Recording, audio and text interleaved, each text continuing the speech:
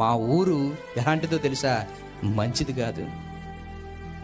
మా ఊరిలో ఎవడికి భయపడ్డో. మా ఊరిలో చిన్నపిల్లల దగ్గర నుంచి వృద్ధాప్యం వరకు కూడా మృగాల్లో బ్రతికేవాళ్ళు.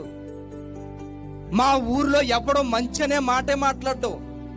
మా ఊర్లో మంచి అనేది జాడ కూడా ఇంచు కూడా కనిపించదు. కనుక నాకు తెలుసు మా ఊరి గురించి. మా ఊర్లో ఉండొద్దు అని చెప్పాడు.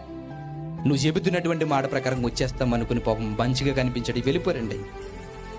కాలు కడుక్కున్నారట, లోపలికి వెళ్ళారు. చక్కగా వాళ్ళు తెచ్చుకున్నవన్నీ కూర్చుని తిన్నారట, నవ్వుకుని అంత హ్యాపీగా కొనసాగిపోయింది. ఉదయం ప్రయాణానికి వెళ్దాం, ఎవరికి వాళ్ళు పడుకుందాం అనుకున్నట్టుగా తినేసారట.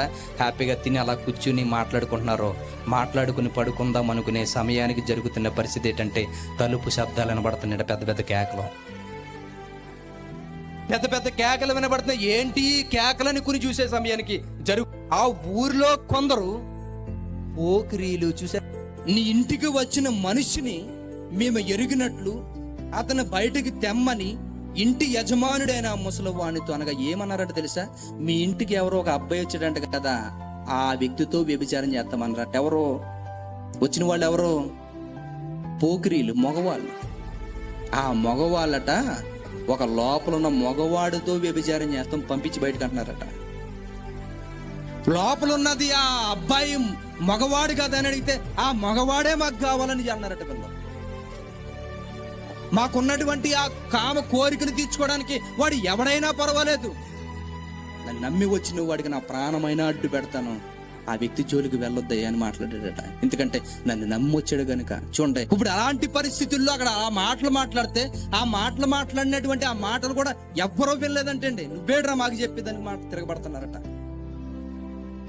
చూసాడట పెద్ద వ్యక్తి, వృద్ధాప్యంలో ఉన్నటువంటి వ్యక్తి బాధపడ్డాడట. నన్ను నమ్మి నా దగ్గరికి వచ్చాడు, ఆ వ్యక్తి జోలికి మీరు వెళ్ళకండి. ఇదిగో నాకు ఒక కూతురు ఉంది, ఏ పురుషుడు కూడలేనటువంటి ఒక కన్యక నా దగ్గర ఉంది, నా కూతురు. ఆమె ఉపపత్ని ఉంది, భార్య ఉంది. ఆ భార్యను నా కూతుర్ని మీ చేతులకు అప్పగించేస్తాను, మీరు ఏం చేయాలనుకుంటే అది చేయండి. రాత్రి ఎప్పుడో గొడవాడుకుని తీసుకువెళ్ళిపోరంట.